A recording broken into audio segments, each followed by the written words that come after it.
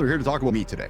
I think the consensus is, nation, we want to get to know the old lovely affable co-host Keith Bilous. So today we're going to get into a discussion about how I started a little bit of a company, social media company, back in the olden days, and sold it for not one, not two, not three, not four, nope, for $50 million.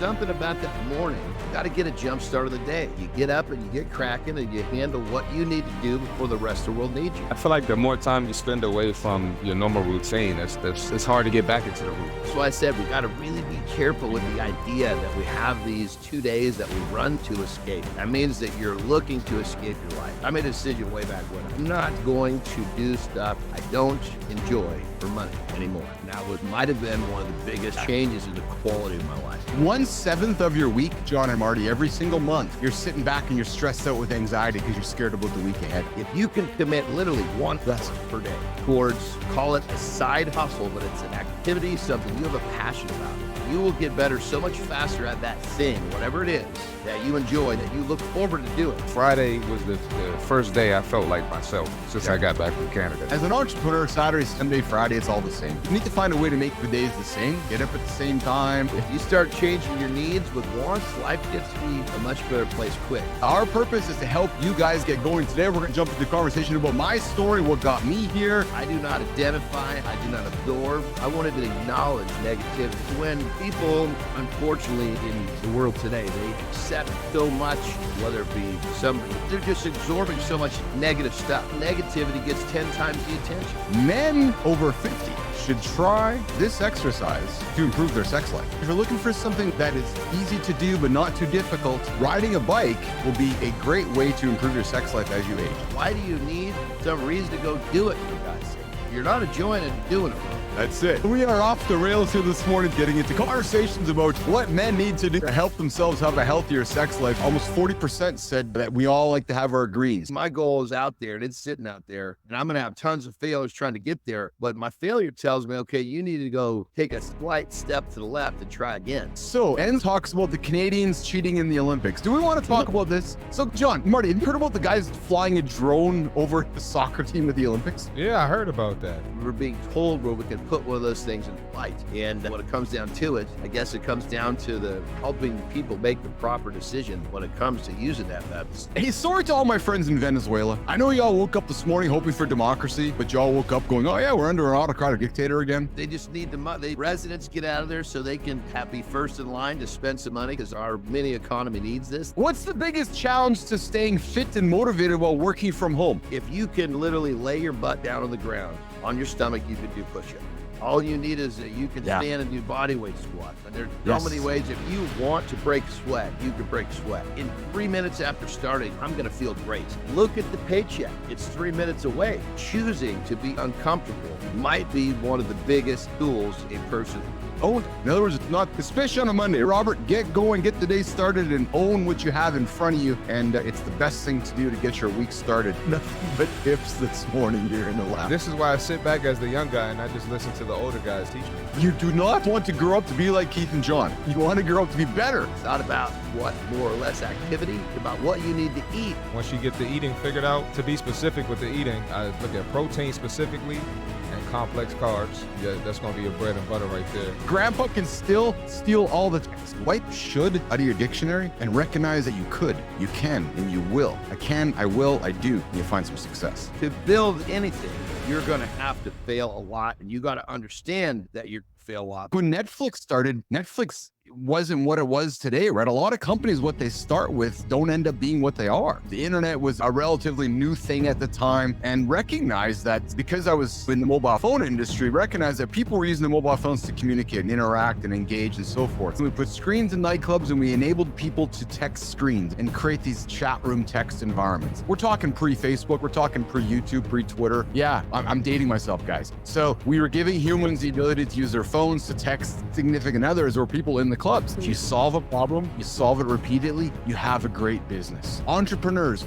listening to me right now, stop perfecting your product. Like actually stop, go find a customer who you think can use your product, sell it to them or give it to them, and then begin perfecting. But it was recognizing that I had to get up, right? And recognizing that if I didn't get up, I wasn't going to move forward. So it was having the courage to fire clients. It was having the courage to embrace new clients. And Marty, it was this whole idea of just never giving up. Go and start something from scratch. Go and find that minimal viable customer. Go reinvest that profit back into the business. Be persistent, put the work in, and just keep going. Learn and adapt and always move forward. Entrepreneur, you're all sitting back thinking you got to get the perfect website, you got to get all your perfect landing page, you got to get all your stuff. No, just go talk to somebody and sell them something. If you found a solution to a problem that others could use, guess what? You're qualified. If you can start and then solve the problem, you are already ahead of everybody else. So if you're listening to this show right now and you're thinking, I got this problem I want to solve, then go solve it. People have a hard time getting their day started. People have a hard time creating consistent habits.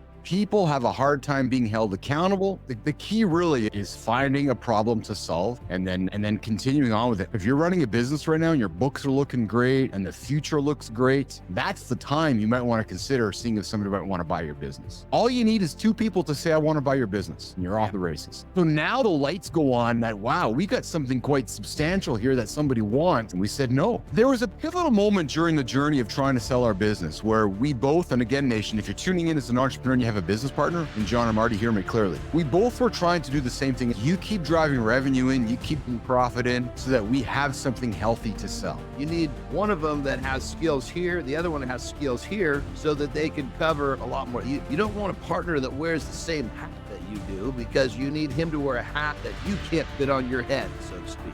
Look at any championship team. People have their role. You got the scorers, you got the guys who rebound, you got the guys who play defense, you got the coach. So it absolutely translates to business and any other relationship or anything else you're trying to be successful in as well. A lot of people think the only problem in fitness that you're solving is weight loss, but you got the mental aspect, you got stress, you got injuries. What does a pro bodybuilder do? He opens the gym. So opened a gym and then basically leaned on this element. I've been doing it for decades, but then I actually turned it into a business. Finding the problem to solve, solving it, and then scaling it is not easy. Find a way to show up every single day and add value to that one customer. Before you know it, you're going to add value to the second customer and the third customer and the fourth customer. Every piece needs to fit because if every piece doesn't fit, you're never going to solve the puzzle. The diligence that if somebody's going to hand you a check for multi-millions of dollars, I'm going to tell you right now, they are going to go through everything. If you want my money, show me that your company is worth what you want me to pay for it and then prove it to me.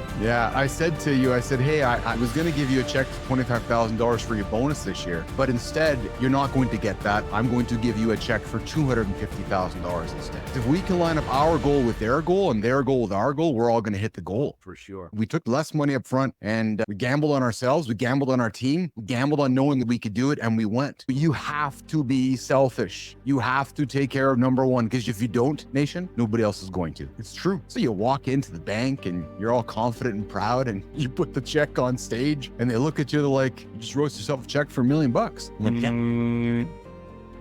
People don't look at me and think that I'm successful other than building my body.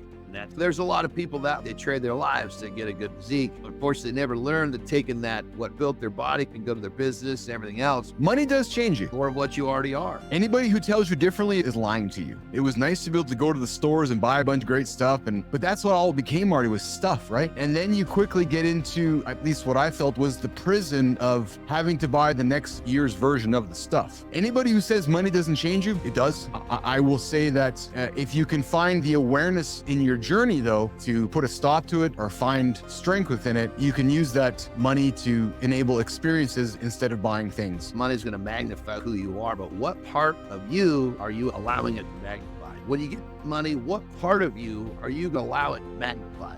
Question. Resilience is the key. It's always finding a way to have that resilience to keep moving forward, because you're going to have more bad days than good. And when you have those good days, own them, enjoy them, and just solve problems. Who's in your circle? Who's your trusted source? Who's your rock? Who is going to empower you to make those safe decisions? I had a comment here on Threads this morning and somebody said, hey, I had a tough day last week. I said, yeah, so did I, and I broke down in tears. Cry. Yeah.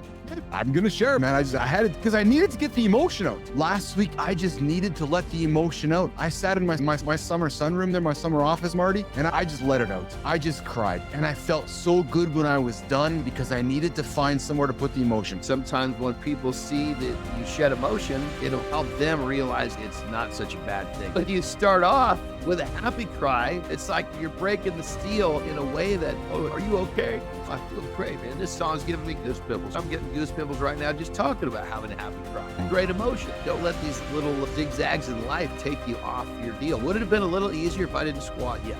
Was it game changer because I squatted? No. Was it a little bit more of a challenge? Yes, but goodness, that's what life's all about. Flexibility isn't just about being able to touch your toes or do an impressive split. It's a cornerstone for your overall fitness. When you're flexible, your body moves more efficiently, you reduce the risk of injury, and you recover faster. I had no intention of graduating college to go get a job. I knew that I was coming out of college and I was going to do it my way right from the start. The only morning show to help you guys get your ass out of bed and get you moving to your next goal in life.